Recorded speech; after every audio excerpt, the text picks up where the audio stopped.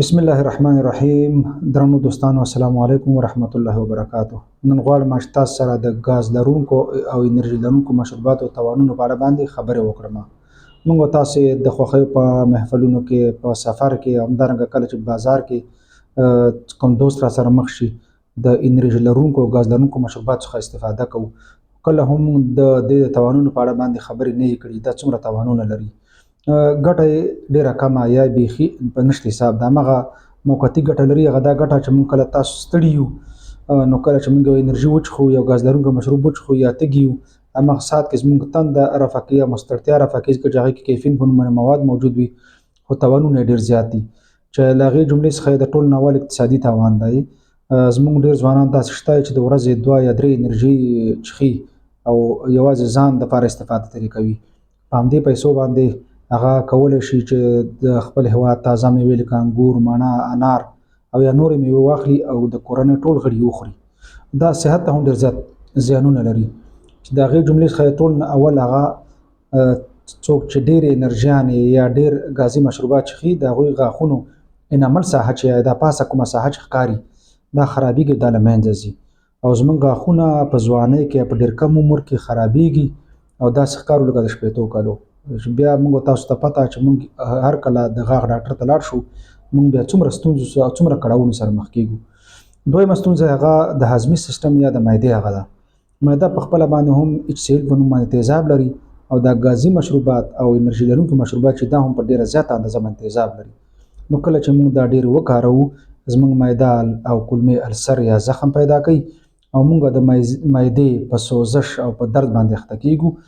هر وخت بیا د دې نه موږ شکایت کوو چې زموږ معده نه ښه کېږي او زموږ معده درد کوي. بیا ډاکټرانو ته روان یو او په زرګونو پیسې په ځان باندې لګوو.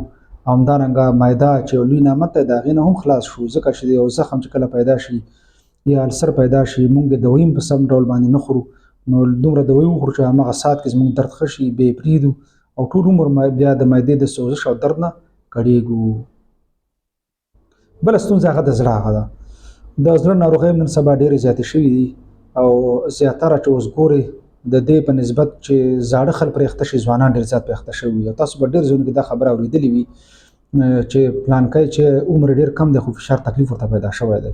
انرژي لرونکي او ګاز لرونکي مشروبات څوک ډېر څښي، هغه ته زړه ناروغۍ پیدا کېږي، ځکه دا زړه رګونه تنګوي. همدارنګه کاربونیک اسید په نوم مواد هم دې کې شته چې دا خپله باندې زړه باندې ناوړه اغېزه کوي او زموږ زړه مختلفې ناروغۍ پیدا کوي او همدارنګه موږ ته فشار تکلیف هم پیدا کوي. بله ستونزه یې کولمو هغه ده.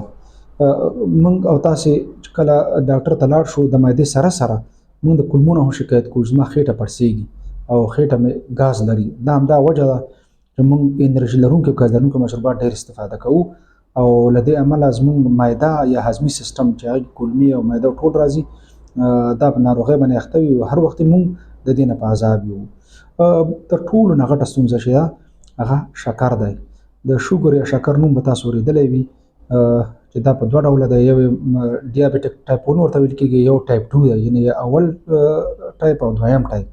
اول ټایپ خو یې زیاتره ارثي منشا لري یا سرچینه لري چې ماشومتوب کې پیدا کېدلی شي، او دا دویم ډول چې د شوګر هغه دا د اکثره د 40 کلنۍ نه وروسته وي. هغه کسان چې ډېر زیات دغه استعمال کړي، انرژي لرونکي او ګاز لرونکي مشروبات وکاروي، نو هغوی 10 کلنۍ نه چې حتی په 20 کلنۍ کې هم په شوګر باندې اخته کېدلی شي. او شوګر یوه داسې ناروغي ده، تر څو چې موږ او تاسو ژوندي یو، څوک په شوګر ناروغۍ باندې اخته شي، هغه به بیا د خوږو نه پرهېز کا. همدارنګه شوګر چې یو سنډروم دی، د نورو ناروغیو ته هم لاره هواري. موږ په مختلفو ناروغیو باندې اخته کېدی شو د شوګر ناروغۍ لاسه او بیا ټول عمر د شوګر ناروغۍ له څخه کړېږو. همدارنګه هغه کسان چې ډېر خواږه خوري یا انرژي لرونکي او ګاز لرونکي مشروبات کاروي، هغوی د وزن زیاتوالی ستونزې سره مخ کېږي، یعنې وزن یې زیاتېږي او وزن چې دا پخپله یوه ستونزه، دا نورو ناروغیو ته زمینه برابروي او ډېر زیات وزن چې بیا د 20 کالو کس داسې ښکاري لکه 50 یا 80 کالو چې وي، او چا چې وزن کم وي هغه ډېرو ناروغیو نه لکه فشار شو، شوګر شو، د نورو ناروغیو نه ډېر په اسانه سره بچ کېدی شي. نو موږ تاسو له پکار ده چې په خپله باندې هم د ډېرو انرژي لرونکو ګاز لرونکو مشروباتو څښلو څخه ډډه وکړو او نور دوستان هم په دې باندې پوه کړو، خبرې وکړو چې دا ګټه چې دا ډېره کمه ده، موقتي ګټه ده او تاوانونه ډېر زیات دي. هیله ده چې موږ له دې وروسته په دې خبرو باندې عمل وکړو.